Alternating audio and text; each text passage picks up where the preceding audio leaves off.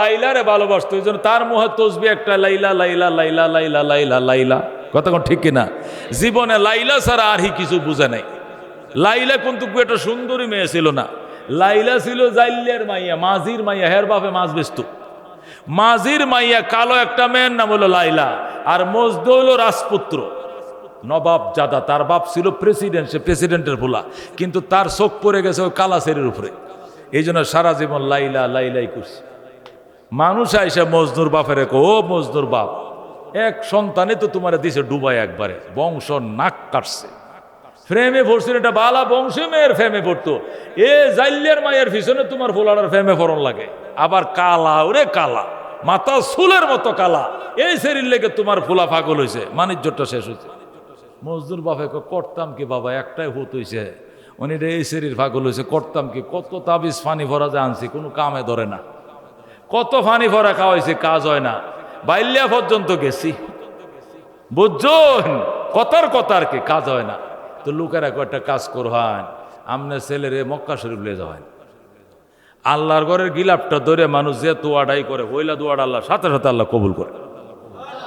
বাফে হুতে যে কয় লাখ টাকা লাগুক, পয়সার তো অভাব নাই, আমনে ছেলের হলে মক্কা যাওয়ান, যাই আমনেও গিলাফে ধরবেন, আমনে হুতেও ধরবো, দৌড়ে ফইলা কয় আল্লাহরে কোন, আল্লাহ লাইলার নামটা আমার হুতের মন থেকে করে মুচ্ছা লাও, এটা আমনেও কইবেন, মজনু কইব, মজদুর বাফেও কইব।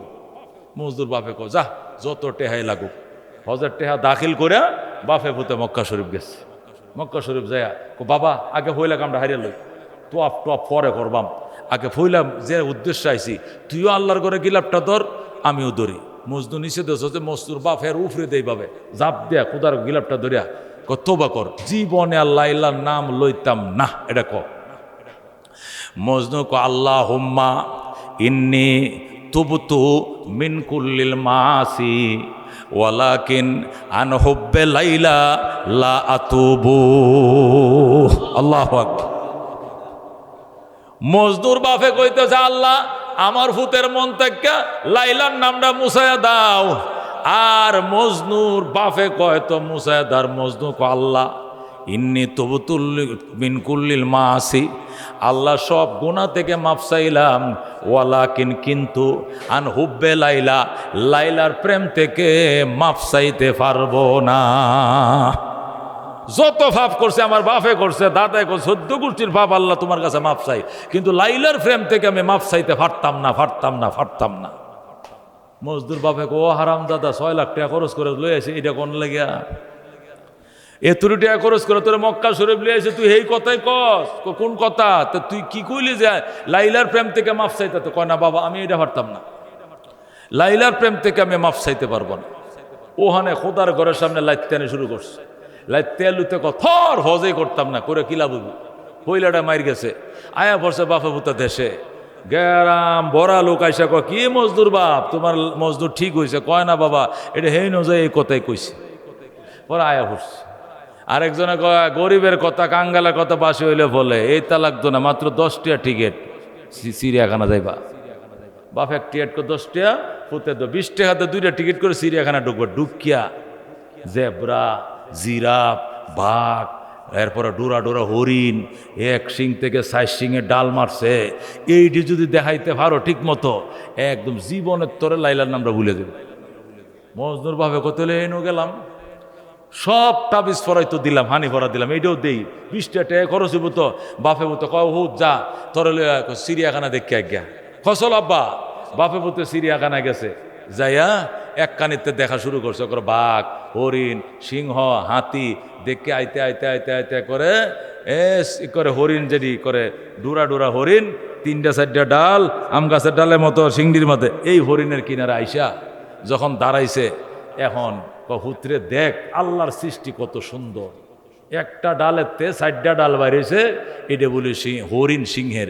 আল্লাহ তাআলা এই হরিণের সিংহের ভিতরে কি তৈরি করছে, আর দেখ বাংলা লিঙ্গের মতো কি সুন্দর ডোরা ডোরা ডোরা ডোরা দাগ, আল্লাহ মনে হয় নিজের কুদরতে হাত দিয়ে আঁক কেটে বানাইছে।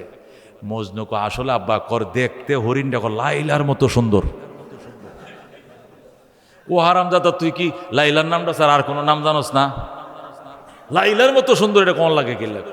খুব সুন্দর, এটা না কবি কর লাইলার মতো সুন্দর।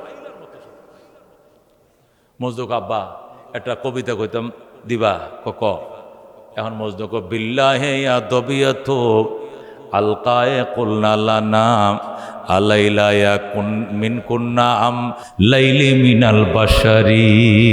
সুবহানাল্লাহ। মুখতাসরুল মানির মধ্যে কবিতার আছে। মুসনাদ ইলাইকে তালাজ্জুজের জন্য, লজ্জতের জন্য তাকরার করা হয়, দুইবার আনা হয়। আলাইলা ইয়া মিন কুন্না আম লাইলা মিনাল বাশারি, লাইলা শব্দটা দুইবার। আলাইলা ইয়া মিন কুন্না আম হিয়া মিনাল বাশারি বললে হতো, কিন্তু লজ্জতের জন্য মাহবুবার নামটা দুইবার আনছে। এই কবিতাটা হলো মজনুর। মজনু চিড়িয়াখানার সামনে দাঁড়ায়া তার বাবার সামনে কবিতাটা বলছিল। মজনু দার্শনিক ছিল, সাহিত্যিক ছিল, সাহিত্য শিখানোর জন্য মুখতাসরুল মানিওয়ালা মজনুন এই কবিতাটাকে রেফারেন্স হিসাবে আমাদের মাদ্রাসা ছাত্রদেরকে কবিতাটা শেখানো হয়। মুখতাসরুল মানির মধ্যে আছে এই কবিতাটা, যেখানে লাইলা মজনু বলতেছিল বিল্লাহে ইয়া দবিয়াতু আলকায়ে কুলনা লাইলা, বিল্লাহে ইয়া দবিয়াতু আলকায়ে কুলনা লানা আলাইলা ইয়া মিন কুন্না আম লাইলি মিনাল বাশারি। মজনু বলতেছে আব্বা একটু দাঁড়াও, আমি একটা কবিতা কই।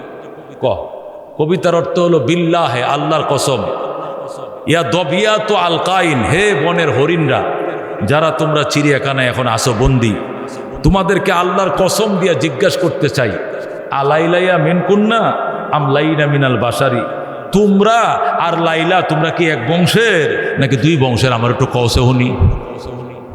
হরিণটা জিগাইতেছে তোমরা আর লাইলারা তোমরা কি এক বংশে?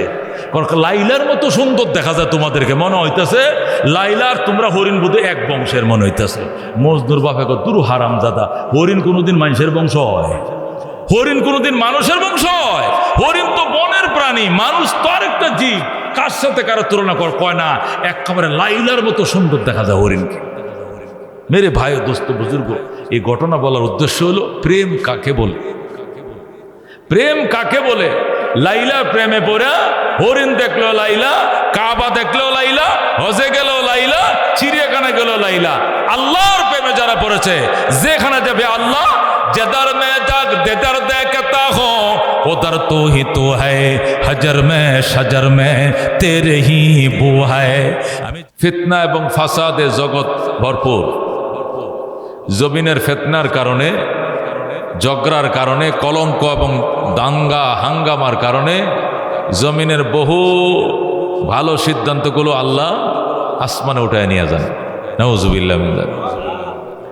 অনেক নিয়ামত আল্লাহ জমিনবাসীকে দেওয়ার নিয়ত করেন, কিন্তু জমিনবাসীর এই কলহ, দান্দা, হাঙ্গামা, ঝগড়া, হিংসা, বিদ্বেষ এগুলো দেখে আল্লাহ আস্তে করে আসমানে উঠায় নেন, এটা দেয় না তাকে। নাউজুবিল্লাহ। হযরত ইয়াহইয়া আলাইহিস সালাম, হযরত জাকারিয়া আলাইহিস সালাম, হযরত হাসকিল আলাইহিস সালাম, হযরত শামবিল আলাইহিস সালাম, কয়জন? চারজন। ওনারা চারজন আল্লাহর নবী।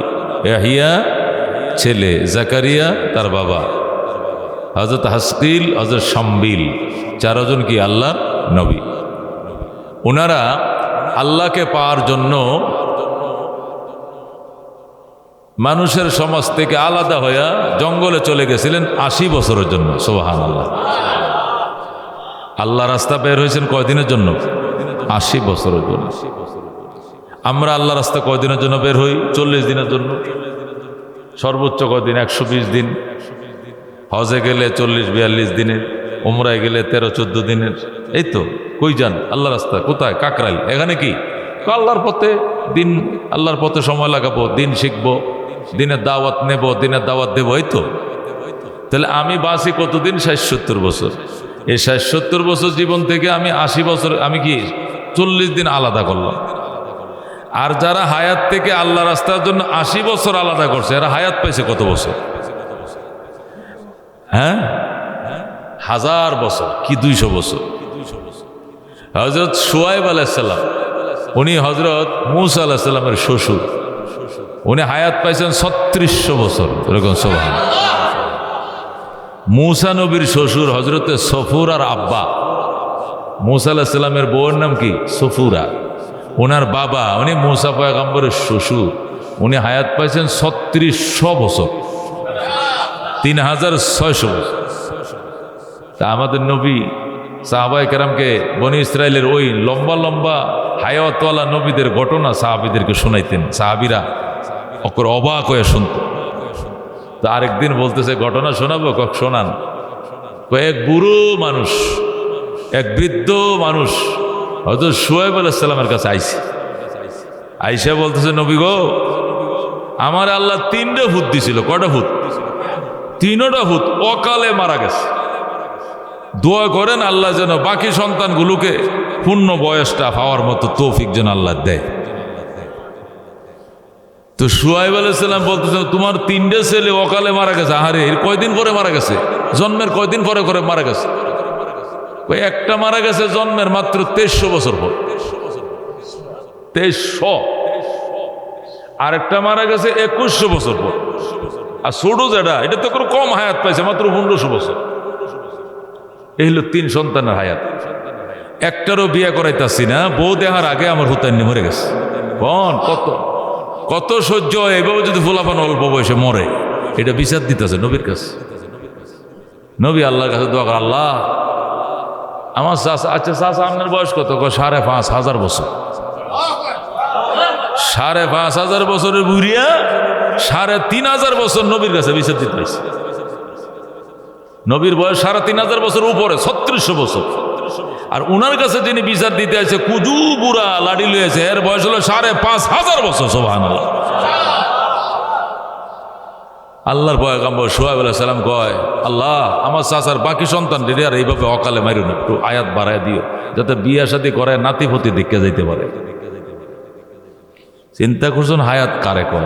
আর আমরা 17 বছরকে 18 বললেই তো মনে করুন বেড়া ভেঙে লাই।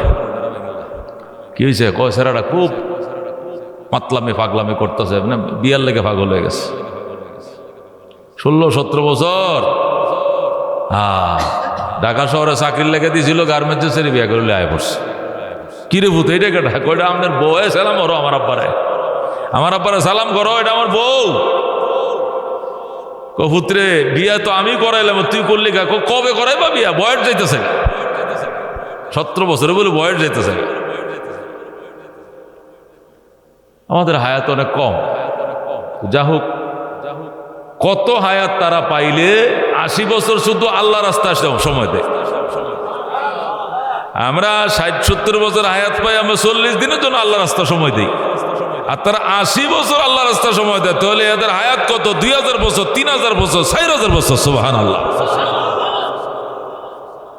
নবীজিকে এই ঘটনা শুনাইছে, নবী তো আঙ্গুল কামড়ানো শুরু করছে। বলে কি তারা 80 বছর শুধু আল্লাহ রাস্তায় সময় দিছে, মুরাকাবায় আর মুজাহাদায়, আল্লাহর ধ্যানে।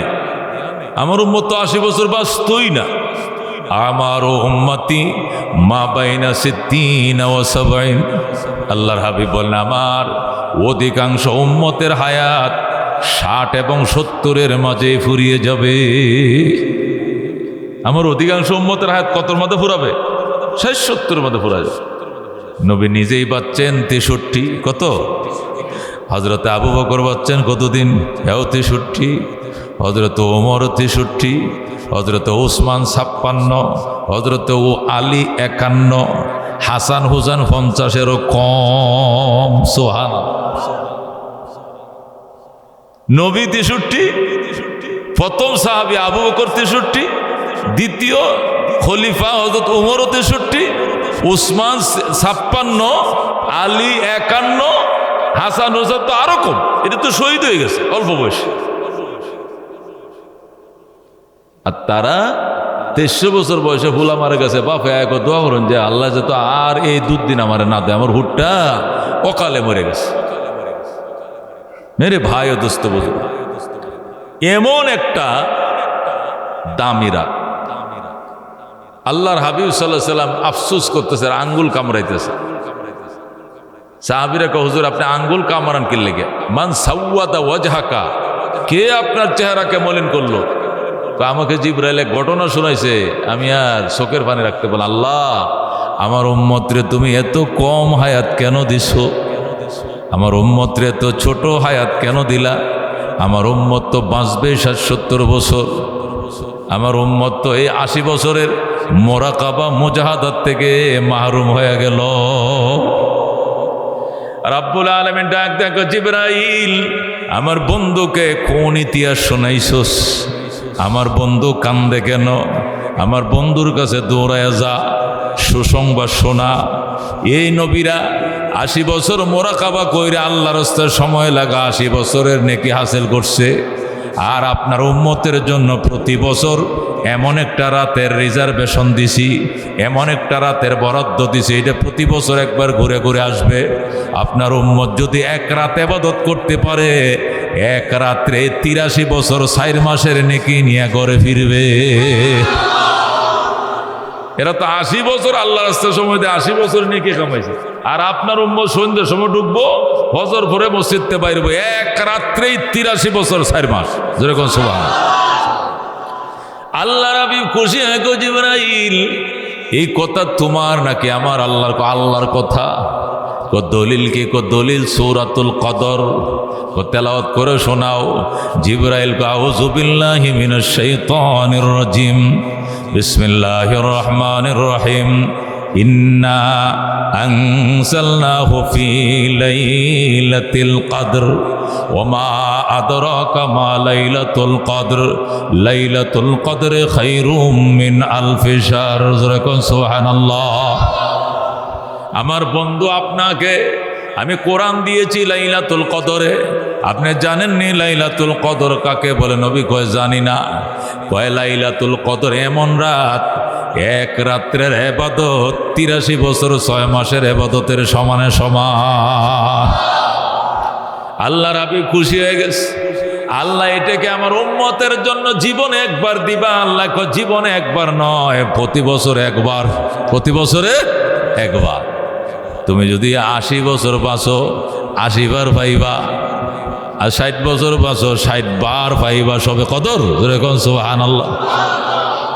আল্লাহ রাবিব আলহামদুলিল্লাহ আলহামদুলিল্লাহ বলে কোনি খুশি প্রকাশ করলেন। ইন্না আনজালনাহু ফি লাইলাতিল কদর ওয়া মা আদরাকা মা লাইলাতুল কদর, লাইলাতুল কদরে খায়রুম মিন আলফি শাহর। সুবহানাল্লাহ। মেরে ভাই দোস্ত বুজুর্গ, এই ঘটনা যখন সাহাবায়ে কেরামকে নবীজি শুনাইলেন, সাহাবায়ে কেরাম বলে, ইয়া রাসূলুল্লাহ, হাবিব আল্লাহ, এত দামি রাত এটা কবে পাওয়া যাবে? এটা বছরের কোন দিন আসে? সারা বছর যে কোনো রাতে আসতে পারে। কইতে 360 দিন কি 360 রাত নিয়ে আমাদের উপবাস থাকা লাগবে, ওগুমা থাকা লাগবে? কয় না, রমজান মাসে সম্ভাবনা বেশি। রমজান মাস তো 30 দিন, 30 দিনই কেউ ঘুমা থাকা লাগবে। কয় শেষের 10 দিনের সম্ভাবনা খুবই বেশি। সুবহানাল্লাহ। এইটাও তো 10 দিন। আপনার দুর্বল উম্মতের জন্য 10 দিন একাধারে ঘুমা থাকা কঠিন। কয় 10 দিন নয়, এর মধ্যে বেজোর রাত্রগুলোর সম্ভাবনা অত্যন্ত বেশি। 21 হবে, নয়তোবা 23 হবে, নয়তো 25, নয়তোবা 27, নয়তোবা 29।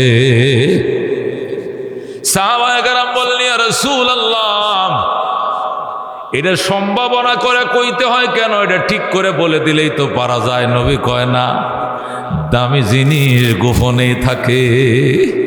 দামি জিনিস কি থাকে? এটা ওপেন করে না। দুনিয়ার মানুষও দামি জিনিস ওপেন করে না, গোপনে রাখে। রাখে কিনা? যত দামি জিনিস আছে গোপনে। গরিব মানুষের ঘরে তার বউয়ের কানের 1 জোড়া ফুল আছে, মাত্র এইটা 2 আনা, এটা 2 আনা, 1 জোড়া ফুল আছে। গলায় এটা চেইন আছে 4 আনা। রুলি বানাইছে স্বর্ণ দিয়ে, খালি একটু স্বর্ণের পানি দিয়ে রূপার উপরে রুলি বানাইছে। সব মিলাইয়া 1 আনা কম 1 ভরি সোনা।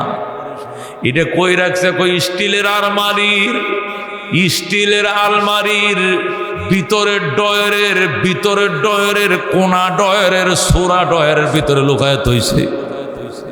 কই যদি সুরে জানে 2.5 লাখ টাকা ভরি স্বর্ণ। যদি সুরে জানি দরজা ভাঙবে, তালা ভাঙবে, আলমারি ভাঙবে, সোনা নিয়ে ভাগবে। এই জন্য এটা যেখানে সেখানে রাখা যাবে না। আলমারির ভিতরে ডয়ের কোনা ডয়ের সোরা ডয়ের ভিতরে রাখছে। কথা ঠিক কিনা? স্বর্ণের হার বালাটি খুললিয়া এটা কোনো টেবিল উপরে কেউ রাখে না, ওয়ার ডবর উপরে না, খাটের কোনা রাখে না, তুষকের নিচে রাখে না। একদিক দিয়ে খুলতেছে, আরেক দিয়ে চাবি ঢুলে আলমারিটা খুলতেছে, খুললে আবার আলমারিটা খুললে যে ভইলে ডয়ারটা তুমি এরকম না, এই ডয়ারটার ভিতর আরেকটা সুরা ডয়ার আছে, এটার কোনাতে আরেকটা কোনাচ্চা ডয়ার আছে, এটার পিছন দিয়ে আরেকটা সোরা ডয়ার আছে।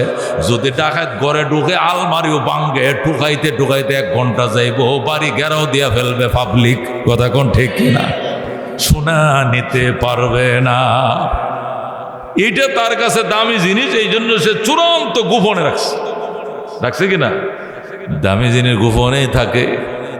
ইরান রাসায়নিক বোমা তৈরি করার কারখানা বানাইছে পাহাড়ের নিচে 6 কিলোমিটার মাটির তলে। কয় কিলো?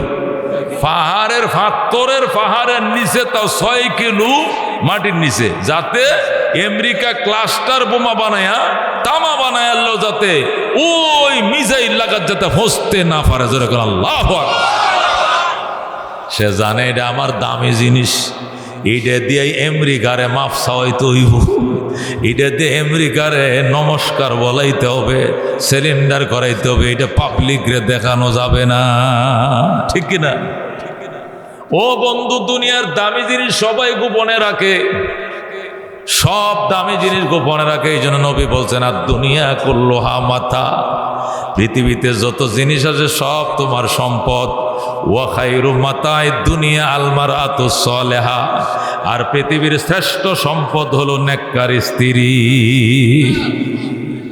মেয়ে হলো পৃথিবীর শ্রেষ্ঠ সম্পদের, স্বর্ণর থেকেও দামি, হারবালা জওহরাত থেকেও দামি, জমিনের কাগজপত্রের থেকে দামি, মিসাইলের থেকেও দামি। কথা কোন ঠিক কিনা? যেহেতু এটা দামি, এই জন্য আল্লাহ নবী সাল্লাল্লাহু আলাইহি সাল্লামকে আল্লাহ বলেন, ওয়াকারনা ফি বুয়ুতিকুন্না, এই দামি জিনিসগুলো তাদের ঘরের ভিতরে লুকাইয়ে লুকাইয়ে রাখতে হবে। দামি জিনিস গোপনে থাকে। নারীরা মুসলমান সমাজের দামি জিনিস। কথা ঠিক কিনা? এরা মানব তৈরির ফ্যাক্টরি, মানব তৈরির ফ্যাক্টরি, কারখানা হইল মা। এই জন্য এইটা যদি কাক পাকালি দেখে, পরপুরুষে দেখে, এই আন্ডা যেরকম কাঞ্জা হয়ে যায়, সুতলাই গেজায় নজর পড়ে, মহিলার উপরে নজর পড়বে, ভালো সন্তান জন্ম দিতে পারবে না। কথা কোন ঠিক কিনা?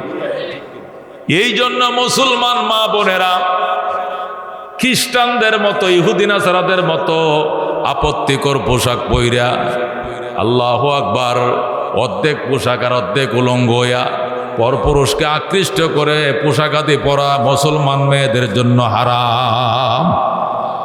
অদত্তর হালাল হারামের বাস বিস না, এটা তো সারা জীবনে হারাম, ওর তো জিন্দিগি হারাম। মুসলমানদের জিন্দিগি হালাল, এই হালালের মধ্যে এই হালাল রক্ষ রাখতে হবে, যেন আমার বউকে পরপুরুষের না দেখে, আমার বউয়ের কণ্ঠ পরপুরুষের না শুনে, আমার বউয়ের মাথার চুল অন্য না দেখে, আমার বউয়ের শরীরের কোনো অঙ্গ ভঙ্গিমা যাতে অন্য কেউ না বুঝে। এটা পৃথিবীর শ্রেষ্ঠ সম্পদ।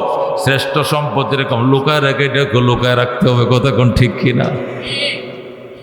কারণ এটা নরম জিনিস, কোমল জিনিস, এটার বাইরে লাগলে নষ্ট হয়ে যাবে। টিউব হইল নরম, টায়ার হইল শক্ত। কথা কোন ঠিক কিনা? এই জন্য টায়ার থাকে বাহিরে, কারণ এটা ঘষা খায়, ইটের উপরে ঘষা খায়, সলিনের উপরে ঘষা খায়, ফিসের উপরে, এ সমস্ত ঘর্ষণ দেয় টায়ারের উপরে। টিউব একটা নরম জিনিস, একটা লোহা লাগলে, একটা তার কাটা লাগলে ফুস করে বাতাসটা বের হয়ে যায়। এই জন্য এটাকে গোপনে রাখে আর টায়ারকে অফেনে রাখে। শত মায়ের আর ঘষা ঘষি সব টায়ারের উপরে যাবে, ভিতরে টিউব হাওয়াটা আটকায়া শুয়ে থাকবে। কথা কোন ঠিক না? পুরুষ শক্ত, পুরুষরা শক্ত, এরা রোদে শুকাইতেও পারে, বৃষ্টিতে ভিজতেও পারে, এরা ট্রাক্টর চালাইতে পারে, 40 কেজি ওজন মাথায় বহনও করতে পারে, হাঁটু কাদা দিয়ে তারা হাঁটতেও পারে, বোঝা নিয়ে চলতে পারে, ট্রাক্টর চালাইতে পারে, রোদে শুকাইতে পারে, বৃষ্টিতে ভিজতে পারে। এই জন্য তারা বাহিরে থাকবে আর ভিতরে থাকবে আমার মা। কথা কোন ঠিক কিনা? ও মুসলমান, টিউব যদি বলে শুধু টায়ার বাহিরে থাকবে, আমি একা কেন ভিতরে থাকবো? আমি 6 মাস বাহিরে থাকবো, আরেক 6 মাস টিউব বাহিরে থাকবে। আল্লাহু আকবার। টায়ার তো সারা জীবন বাহিরে থাকলে সমস্যা হবে না, কিন্তু টিউবটা বাহিরে দিয়ে টায়ারটা ভিতরে রাইখা যদি চাক্কাটা ঘুরান, আড়াই গোরান দেওয়ার আগে ঠাস করে ভ্রষ্ট হয়ে যাবে, ঠিক কিনা? টিউবে শক্ত মাটির ঘর্ষণ, ইটের ঘর্ষণ, সলিজ আর ফিসের ঘর্ষণ নেওয়ার মতো ক্ষমতা টিউবের না, এটা টায়ারের আছে, কথা ঠিক কিনা? পরপুরুষের বদনজর আর হাড় ভাঙ্গা পরিশ্রমের কাজ, এই কলার সামর্থ্য আমার মা বোনদের নাই। এই জন্য আল্লাহ এই ডিউটি তাদেরকে দেয় না। অথচ কিছু মাগমুরের দে পুরুষরা কামাই করন আর নারী খুঁজে। এমন সেরি বিয়া করবো, মাস্টারি করবো, নাহলে গার্মেন্টস করবো, না হলে একটা গ্রামীণ ব্যাংকে চাকরি করবো, আমি বয়ে বয়ে খাই। তো তুই সুরিয়া তো দে, সুরিয়াতে দেওয়ার মতোই তো। অফিস করে আসে, মশারে টাঙ্গাও, গড্ডা ঝাড়ু দিলে না কেন, মশাটা উড়াইলে না কেন, ভাত পাকায় রাখলা না কেন, বাড়িটার মধ্যে ময়লা কেন, অমু কাপড় দিয়ে এরকম বাস করা নাই কেন, ডেলি 42 বার উষ্টা খায় বোর হাতে ওই মাগ মোরাদ্দে জামাই, কথা ঠিক কিনা? তোর তো পুরুষ বলা ঠিক না, তুই কচু গাছের মধ্যে ফাঁসি খায় মর বেটা। তোরে পুরুষ কইতে, তোর বিয়ে করতে কে কইছিল? তুমি কামাই করে আনবা আর বেগমরা বলবা বেডি 14 ঘন্টা 18 ঘন্টা ডিউটি করে আইছি, আর ওই নারী দরজাটার বাদে সাবানটা তোয়ালিটা লইয়া লুঙ্গিটা গামছা লইয়া দাঁড়ায় থাকবে, খালি গোসলটা করে লুঙ্গিটি থইয়া এরপরে আমি দইয়াম টেবিলের মধ্যে ভাত পারাম, পা পুরা ভাত আর তরকা তো পাকায় রাখছি। 18 ঘন্টার ডিউটির পরিশ্রম 10 মিনিটের আদর বাসনায় সে ভুলে যাবে, কতক্ষণ ঠিক কিনা? এরকে বলে নারী আর ওকে বলে পুরুষ, তার কর্ম এই তার কর্ম ওই, কিন্তু আমরা উপরে উল্টাটা বুঝছি। মেরে ভাই দোস্ত বুজুর্গ সাহাবায়ে কেরাম অত্যন্ত আপত্তি করলেন, ইয়া রাসূলুল্লাহ, ইয়া হাবিব আল্লাহ, এক রাত্রের কামাই যদি 83 বছর 4 মাসের কামাই হয়, তাহলে আমাদের জন্য একটা বছরের জন্য হলেও গোপন তো সারা জীবনে আল্লাহ রাখবে।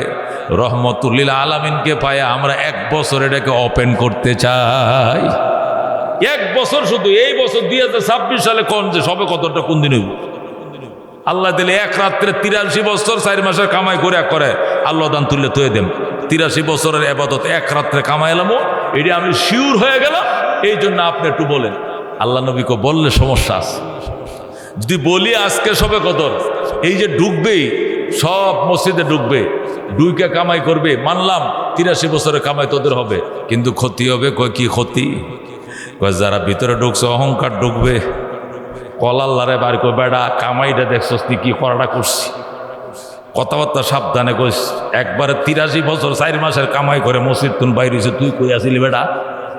আমি তো আলবাইতে গেছিলাম, আমি মাছ মারতে গেছিলাম, আমি অটো চালাইছি, তোর সমাজতে বাস করার দরকার। এমন রাত্র তুই মসজিদে গেলি না, যে আবাদত করবো সে অহংকারে এসে যাব, আর যে এই রাত্রে যে আবাদত করতে পারবো না সে সারা জীবন শুধু আফসোস আর আফসোস করব, আল্লাহর নিয়ামত থেকে মাহরুম হয়ে যাব, নৈরাশ হয়ে যাব। এই জন্য ওকে অহংকার করার সুযোগ দিবে না, ওকে নৈরাশ হওয়ার সুযোগ দিবে না। সবে কদর যাইতেছে, তুমি ফাইলেও বুঝবে না, আর যে ফাই নাই সেও বুঝবে না, যাতে অ্যাক্সেস কেউ না করে, একজন আরেকজনের উপর অত্যাচার তিরস্কার যেন না করে, যেরকম সুবহানাল্লাহ। মেরে ভাই ও দোস্ত বুজুর্গ, তারপরেও সাহাবায়ে কেরাম হুজুর এইটাও মানলাম, তারপরে আপনার মতো রহমতুল্লিল আলমিনের উম্মত হয়ে যদি সবে কদরটা একটা বছর অন্তত ডিটেলস ঠিকানাটা না পাই, ফাইনাল একটা ডেট না পাই, তাহলে জীবনে আফসোস রাখার জায়গা থাকতো না। এমন নবীর উম্মত হইয়াও সবে কদরটা ধরতে পারলাম না। এই বছর খালি কয় না, আর কন লাগতো না, আগেও কন লাগতো না, পরেও না, খালি এই বছরটা কয়। নবী গজা এই বছর কম ইনশাআল্লাহ। আল্লাহর কাছে দরখাস্ত শুরু করছে, আল্লাহ আমার এই 1.25 লক্ষ সাহাবীরে এই বছর শুধু খালি মরে তো যাই, মেয়ে হায়াত আর বেশি দিন নাই, মনে সিগনাল আইতেছে বারবার, এই বছরের জন্য শুধু সবে কদর কবে ডেটটা আমার একটু বলে দেন, আমি উম্মতরে বলে দেই, আর উম্মত এক রাত্রে 83 বছর 4 মাসের কামাই গোলায় উড়ায় লাগ, যেরকম সুবহানাল্লাহ। আল্লাহ তাআলা কয় ঠিক আছে, এই বছরে শুধু দিলাম, আর কিন্তু দেব না। ঠিকানা নিচে, সবে কদর কোন তারিখে হবে সব কিছু নিয়ে টিয়া সাহাবাদেরকে বললেন, এই পায়ে গেছি, তোরা সব মসজিদে ঢোক, সবাই মসজিদে ঢোকো। সব সাহাবীরা মসজিদে নববীতে ঢুকলেন। ঢোকার পরে নবীজি সবার শেষে গেলেন, সবে কদরের ঠিকানা বলবেন, আগামী পরশুদিন সন্ধ্যা 6টার থেকে ভোর 6টা পর্যন্ত সবে কদর থাকবে, এরকম একটা ডেট নিয়ে পয়গম্বর মসজিদ নবীতে ঢুকবেন। দরজার মাঝে যায় দেখে 2 ইহুদি মুনাফেক, এটা মুসলমান নয়, সাহাবী নয়, এরা ইহুদি মুনাফেক, দুইটা মসজিদের নববীর গেইটের মধ্যে দরজার মধ্যে জুতা লয়ে খাইতে লাগছে। কি লইয়া? জুতা নিয়া ঝগড়া লাগছে। এটা কইতেছে এসার টাইমে নামাজে তুই আমার জুতারি চুরি করছস, আর এখন এই জুতা তুই নিয়ে আইসস। কি কয় ভাই, তোমার জুতার যে কালার আমার জুতার একই কালার, তোমারটা আমার মনে করে আমি নিয়ে গেছি, আর আমারটা তুমি মনে করো তো তুমি নিয়ে গেছো। পয়গম্বর সাহাবীরা জীবনে চুরি করতে পারে না, চুরির নিয়তে না, এটা এমনি বদল হয়ে গেছে। আজকে তো তোমারটা দিয়া দিলাম, নিয়ে নাও, আর আমারটা আমারে দিয়া দাও। কিন্তু একজন এই কথা বলে আরেকজনে বিশ্বাস করে না, কয় না তুই চুরির নিয়তে নিছিলি, ধরা খাইছ, এখন কত বলে নিছি গা, মানতাম না। কেউ কাউরে ছাড় দেয় না। একটা দস্তাদস্তি কুস্তি এখানে শুরু হয়েছে। আল্লাহ হাবিব কই মাল খবর, ঘটনা কি? তোমরা না সবে কদরের ডেট জানার জন্য সব ভিতরে ঢুকছে, লাখ লাখ সাহাবি ভিতরে ঢুকলো, তোমরা দুইজন কি করো? হুজুর আগে সবে কদর পরে কয়েন আগে জুতারের বিচার করলো। আমার জুতা কালকে আসার টাইমে নিল কেন? আল্লাহর হাবিব সাল্লাল্লাহু আলাইহি ওয়াসাল্লাম লা হাওলা ওয়ালা কুওয়াতা ইল্লা বিল্লাহ কাদ জা শায়তান। কে আসছে? নবী কয় লা হাওলা ওয়ালা কুওয়াতা ইল্লা বিল্লাহ কাদ জা শায়তান। শয়তান আইছে আমার মেমোরি থেকে সবে কদরের ডেটটাকে ডিলিট করার জন্য, মুছে দেওয়ার জন্য। আল্লাহু আকবার বলেন। যেই কথা সেই কাজ। 10 মিনিট লাগছে এদেরকে নিবৃত করতে, এদের ঝগড়া মীমাংসা করতে অনেক সময় লাগছে। পয়গম্বর মীমাংসা করে টরে এবার মসজিদে নববীর মিনারের মাঝে, মিম্বরের মাঝে যে নবী বসে পয়সা করতেছে, কয় তারিখ যেন কইছিল, কয় তারিখ হারে হারে মনে আয়ও আয়ে না, মনে পড়েও পড়ে না, আর আইলো না। এই যে গেছে, আল্লাহ নবীজির দিমাগ থেকে উঠায় নিয়েছে, আইজো গেছে, কাইলো গেছে, এখনো এটা আর কেউ বলতে পারে না। আল্লাহ সেটাকে ডিলিট করে দিয়েছেন, যেরকম আল্লাহু আকবার। সেই দিন আল্লাহর হাবিব বলছিলেন, খবরদার দ্বন্দ্ব, কলহ, ঝগড়া, জমিনের বহু খায়ের এবং বরকতের খাজানা জমিন থেকে আল্লাহ আসমানে নিয়ে যায়, জমিনে দেয় না। যারা দেওয়ার জন্য নিয়ত করিয়া আল্লাহ ফাটাই দিছি, অর্ধেক ফতর থেকে ঘুরাই আবার এটা আসমানে নিয়ে যায়, বন্দাকে দেয় নাই, শুধু ঝগড়া, বিবাদ, হিংসা কি কলহের কারণে। এই জন্য মেরে ভাই, দোস্ত, বুজুর্গ, 1 নম্বর ইসলাহ হলো জমিনে কলহ বন্ধ করতে হবে। আমার ছেলে রিস্কা চালায় খায়, তার ছেলে কাতার থেকে টেহা বাড়ায়, এটা কি সহ্য করা যায়? রাত্রে দোয়া করে, আল্লাহ এর বিল্ডিংটা যদি ভাঙ্গা হতো, মসজিদে 2টা মোমবাতি দিলাম। যদি শুনতাম এ ছেলেটা অসুস্থ, তাহলে 2 রাত নফল নামাজ পড়লাম। মানে তার সুখ, তার শান্তি আরেকজনের দিলে, হৃদয়ে সহ্য হচ্ছে না। জোরে কোন নাউজুবিল্লাহ মিন যালিক। ভাই ও দুস্থ বুজুর্গ আছে না নাই? আছে না নাই? আল্লাহ রাব্বি বলেন, ইন্না হাযিহিল কুলুবা তাসদাউ কামা ইয়াসদাউল হাদিদু ইযা আসাবাহুল মা। এই হৃদয়ের মধ্যে মরিচিকা পড়ে কেমনে?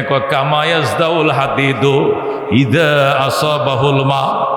লোহার মাঝে পানি লাগলে যেরকম লোহায় মরিচিকা ধরে, অন্তরের মধ্যে গুনাহ লাগলে অন্তরের মধ্যে মরিচিকা ধরে।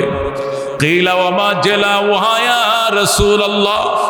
সাহাবী প্রশ্ন করলেন, ইয়া রাসূলুল্লাহ, লোহার মরিচিকা দূর করার জন্য তো জেলা আছে, রেত আছে, রেত আগুন দিয়ে পোড়ায়া, রেত দিয়ে কামারে যখন ঘষা দেয় হরিণের মতো উড়ে যায়। কথা কোন ঠিক কিনা? ওমা জালাউহা ইয়া রাসূলুল্লাহ, ওগো আল্লাহর হাবিব, অন্তরের মরিচিকা দূর করার জন্য রেত কি পাবো? রেত কই পাবো? রেতের নাম কি? আল্লাহর হাবিব কো 2টা রেত। 1 নম্বর কাসরাতু যিকরিল মাউত, 2 নম্বর ওয়া তিলাওয়াতুল কোরআন। সুবহানাল্লাহ।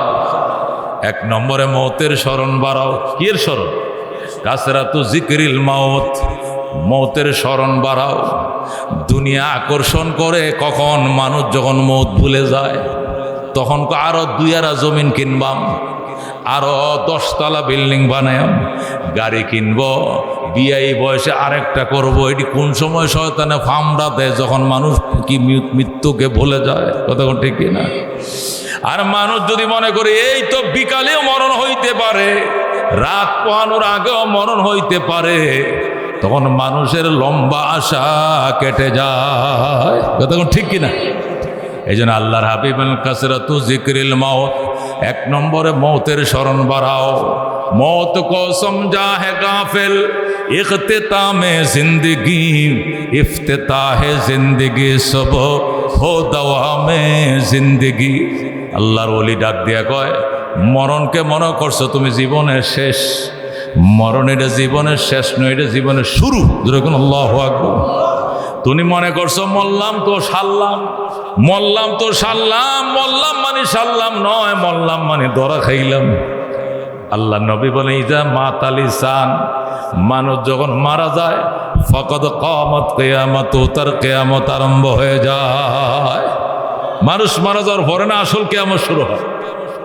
মেরে ভাই দোস্ত বুজুর্গ, এই জন্য 1 নম্বর ইসলামের জন্য, আত্মশুদ্ধির জন্য আল্লাহর হাবিব সাল্লাল্লাহু আলাইহি ওয়াসাল্লাম আত্মশুদ্ধির বয়ানের মধ্যে মুসলিম শরীফ 2য় খণ্ড পৃষ্ঠা নম্বর 40 2400 নম্বর হাদিস মুসলিম শরীফের। এই হাদিসটা আল্লাহর হাবিব সাল্লাল্লাহু আলাইহি ওয়াসাল্লাম ইসলাহি বয়ানের জন্য, আত্মার চিকিৎসার জন্য, ও মুসলমান আত্মশুদ্ধির জন্য এই হাদিসটা বয়ান করেছিলেন। আত্মশুদ্ধির 2টা মেডিসিন। 1 নম্বর মেডিসিন হলো মৌতের স্মরণ বাড়াও। মৃত্যুর স্মরণ বাড়াইতে হবে। মৌতের স্মরণ ছাড়া, মৌতের মোরাকাবা ছাড়া কোনো মানুষ বুজুর্গ হতে পারে না, আত্মশুদ্ধি করতে পারে নাই। আমি মরহুম ফজলুল করিম রহমতুল্লাহ আলাইহির মুখে শুনেছি, বর্তমান চরমানা ফিসা হুজুরের আব্বা জান ছিলেন মরহুম ফজলুল করিম, উনার আব্বা জান ছিলেন মরহুম এসাক সাহেব রহমতুল্লাহ আলাই। উনি ছিলেন উজানের কারি ইব্রাহিম সাহেব রহমতুল্লাহ আলাইহির খলিফা, আর উজানি কারি সাহেব ছিলেন হজরতে রশিদ আহমদ গঙ্গোহীর খলিফা। সুবহানাল্লাহ। রশিদি বাগানের ফুল সাহেব রহমতুল্লাহ আলাই উজানের কারি ইব্রাহিম সাহেব রহমতুল্লাহ আলাই থেকে যখন খেলাফত লাভ করলো, খেলাফত লাভ করে চরমনার ময়দানে গেল। বর্তমান পীর সাহেব হুজুরের দাদা জান রহমতুল্লাহ আলাই, ইসহাক সাহেব রহমতুল্লাহ আলাই খেলাফত নিয়ে যখন চরমনার ময়দানে গেছে, নতুন নতুন মানুষ এসে মুরিদ হওয়া শুরু করছে। রাত্রিবেলায় এমন কান্না কানতো, কানতে কানতে রাত পোহায়া দিত। হাইরে কান্না মৌতের ডরে, মরণের ভয়ে, কবরের ভয়ে কানতো, মাহবুবের ভয়ে কানতো। আরেকদিন আল্লাহু আকবার ফুসমাসে শীত, কুয়াশায় ঢাকা, থরথর করে মানুষ কাঁপতেছে। এই ঠান্ডার মধ্যে কুয়াশায় ঢাকা, পাতলা গেঞ্জি একটা বইরা বাড়ির থেকে একটা দৌড় দিয়ে গেছে গুরুস্থানের কিনারে, যায়া বাস্তবের তলে এটা বাঙ্গা সহি জলসকি বিছাইয়া বইছে। মাথায় একটা ফাঁস করলে টুপি, গায়ের মাথায় একটা পাতলা গেঞ্জি, পুষমাসা শীতের জাকনি চলতেছে, জাকনি। অন্য মানুষ কেতা কম্বল দিয়েও থাকতে পারে না, অথচ ওনার গায়ে মাত্র একটা পাতলা গেঞ্জি। মরহুম ফজলুল করিম রহমতুল্লাহ আলাইহির জবান থেকে শুনেছি, আব্বা জান রহমতুল্লাহ চলে গেলেন গুরুস্থানে। গুরুস্থানে যায় কান্না শুরু করছে। আমরা আব্বা জানকে খোঁজার জন্য বাথরুমে, আব্বা জান আসেনি, বাথরুম দেখলাম একটাতেও নাই, ইস্তিনজাখানায় নাই, মসজিদেও নাই, ওযুখানাও নাই, পুষ্কুনির ঘাটেও নাই, নদীর ঘাটেও নাই। বাবা কই গেলেন? কুতুবখানায় গেলাম, সেখানেও নাই। পাগল হয়ে গেলাম ওনাকে খোঁজাখুঁজি করার জন্য। আল্লাহ দৌড়াইতে যেদিক পারে টস নিয়ে বাইরে এসে আমাবস্যার অন্ধকার, কুয়াশায় ঢাকা, ফুসমাসি। হঠাৎ করে শোনা যায় ওই বাসুবের তলে গুরুস্থানের কিনারে বৈশা একটা পাতলা গেঞ্জি গাদা আর মাথায় একটা ফাঁস করলে টুপি, ভাঙ্গা একটা তেফায়ের মধ্যে বৈশা কবরের দিকে এক নজরে ছায়া ছায়া কান্দে আমার প্রাণ পাখি রে, আমার কালো ময়না রে, একদিন তো যাইবারে ময়না উড়িয়া, একদিন তো যাইবারে ময়না ছাড়িয়া। ছেলে মেয়েরা পাশে বসে কান্দিবে পাগলের বেশে, পড়বে তারা আল্লাহর কোরআন খুলিয়া। আমার প্রাণ পাখি রে, আমার কালো ময়না রে, একদিন তো যাইবার ময়না উড়িয়া, বড় বাড়ি বড় ঘর, কিছুই না তোমার, অন্ধকার কবরে রইবা পড়িয়া। আমার প্রাণ পাখি রে, আমার কালো ময়না রে, একদিন তো যাইবার ময়না উড়িয়া। আল্লাহর যখন কান্না শুরু করছে, ওনার শয় শয় মুরিদান ভক্তকুল দৌড়ায় এসে কান্দে, আব্বা যান আপনি এইভাবে কান্দেন, আর আপনাকে খুঁজি পুষ্কুনির ঘাটে, নদীর ঘাটে, বাথরুমে, মসজিদে পাই না। বাবা গো, আপনার কি ভয় লাগে না? আসেন বাবাকে কুলে নিয়ে যাই। মরম ফজলুল করিম রহমতুল্লাহ আলাইহি বলেন, আব্বাজানকে কুলে নিলাম, কাঁধে নিলাম, কিন্তু মৌতের ডরে, মাওলা পাকের ভয়ে, কবরের ভয়ে এমন মরগাম দিছে শরীর, সাপের মতো সমস্ত শরীরে পিছলা হয়ে গেছে। আমি কুলে নেই, আমার আব্বাজান পিছলে আবার মাটিতে পড়ে যায়। আমি বললাম, বাবা আপনি চলেন মসজিদে যায়, সেখানে বৈশা কান্দেন, কুতুবখানা যায় বৈশা কান্দেন, এখানে কেন বাসুবের তলে? আপনি যে একা একা বাসুবের তলে কবরস্থানের কিনে রাইছেন, আপনার কি ভয় লাগে না? আল্লাহর ডাক দেয়া কয়, কবরের আযাব মানুষ যদি দেখি তো, কবরের আযাব মানুষ যদি দেখি তো, গরবারি সারিয়ায় জংলায় থাকি তো, গরবারি সারিয়ায় জংলায় থাকি তো। আল্লাহু আকবার। মেরে ভাই দুস্থ বুজুর্গ, কি পরিমাণ মৌতের ভয়, কি পরিমাণ মরণের ভয় অন্তরের ভিতরে ঢুকছিল। ওই গোরস্থানের মাঝে কান্দে। এরপরে মরহুম আল্লাহর কুতুব ডাক দেয়া কয়, অনেক জোর করে বাবারা নিলাম, নিয়ে মসজিদের মধ্যে বসায় দিলাম, বাবা এখানে বসে কান্দ, এখানে বসে কান্দ। আল্লাহর ওলি আবার কান্না শুরু করছে, জীবনে না করিলাম বন্দিগি, গুনাহ করে কাটাইলাম জিন্দেগি, গুনাহ করে কাটাইলাম জিন্দেগি। তওবা করে আবার তওবা ভাঙ্গিলাম, অবশেষে খাটি তওবা করিলাম।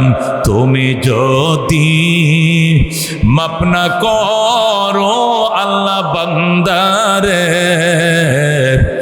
বলো তোমার বান্দার কি ও পায় হবে? আল্লাহু আকবার।